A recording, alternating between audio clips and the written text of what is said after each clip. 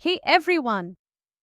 Have you ever wondered why some reactions happen so slowly, like rusting iron, while others seem to occur in the blink of an eye, like fireworks bursting into colors? Well, that's because of a little chemical superhero, catalysts. Imagine trying to push a car up a hill. It's tough, right? But what if I told you that adding a ramp, just a little incline, would make that task a whole lot easier? That's essentially what a catalyst does in a chemical reaction. It lowers the energy needed for the reaction to happen, so the molecules can react more easily, but the best part is, the catalyst itself isn't consumed in the reaction. It acts like a coach, speeding up the game without getting in the way of the players. Let's dive into how catalysts work, starting with two types, positive and negative catalysis. Now, let's talk about positive catalysis. Imagine a race where the runners are really slow, but then someone gives them a little boost. That's what a positive catalyst does. It speeds up the reaction, making it happen faster.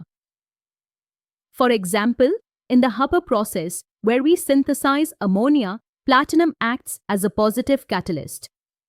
It speeds up the reaction between nitrogen and hydrogen, so we don't have to wait forever to make ammonia. Here's how the reaction works. Nitrogen gas plus 3 molecules of hydrogen gas reacts, and with the help of platinum, we get 2 molecules of ammonia gas. It's like turning up the speed in a race, faster, more efficient, but the catalyst just watches from the sidelines, never getting tired itself.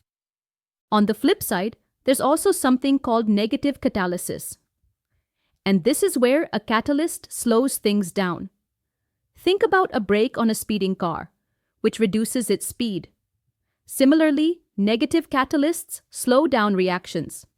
For example, when chloroform reacts with oxygen, ethyl alcohol can act as a negative catalyst and slow the reaction. It's almost like a referee in a game, making sure things don't get too wild.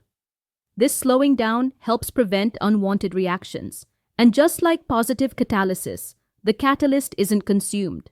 It remains unchanged at the end. Now that we know the difference between positive and negative catalysis, let's look at how catalysts work in different settings. Catalysis can broadly be divided into two categories, homogeneous and heterogeneous. In homogeneous catalysis, both the catalyst and the reactants are in the same phase, like mixing sugar in tea. Everything is in the same liquid phase, and the catalyst works right alongside the reactants.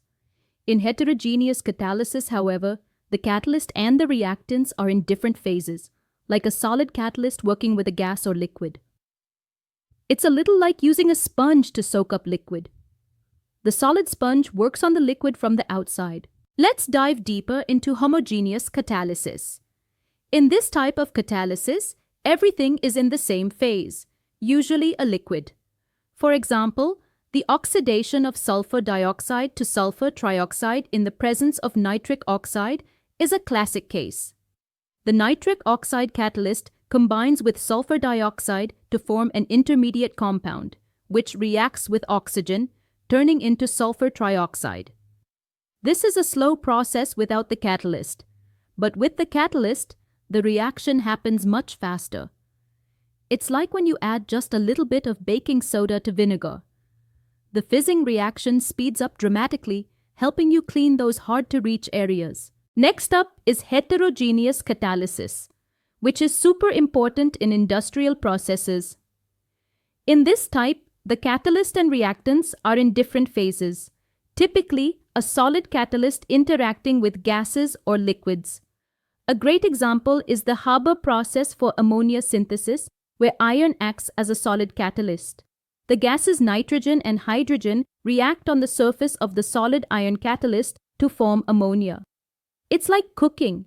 You need the heat from the stove, the catalyst, to cook the ingredients, the reactants, evenly. But here, the reaction takes place at the surface of the solid catalyst, making the whole process more efficient. Let's switch gears a bit and talk about something even closer to home. Enzymes. These natural catalysts are the stars of the biochemical world, helping our bodies perform chemical reactions that we need to live. Imagine trying to digest a meal without enzymes. It would take forever. Enzymes are highly specific, meaning each one only works on certain molecules. Take the enzyme urease, for example. It helps break down urea into ammonia and carbon dioxide. What's amazing is that enzymes work millions of times faster than similar reactions without them. It's like a super efficient worker who can finish a huge job in no time, all while staying fresh for the next task. From cleaning up pollution to creating life-saving medicines, catalysts are everywhere in the industrial world. They help make ammonia, nitric acid, and even plastic efficiently and at scale. For instance, in the Haber process, iron speeds up the production of ammonia, a key ingredient in fertilizers. Similarly, in the Ostwald process, platinum helps in making nitric acid, an essential compound for making fertilizers, explosives, and even food preservatives. Catalysts make these reactions happen quickly and under controlled conditions, helping industries save time and resources. They're truly the unsung heroes of the chemical world. So, to sum up, catalysts are amazing because they speed up or slow down reactions without being consumed.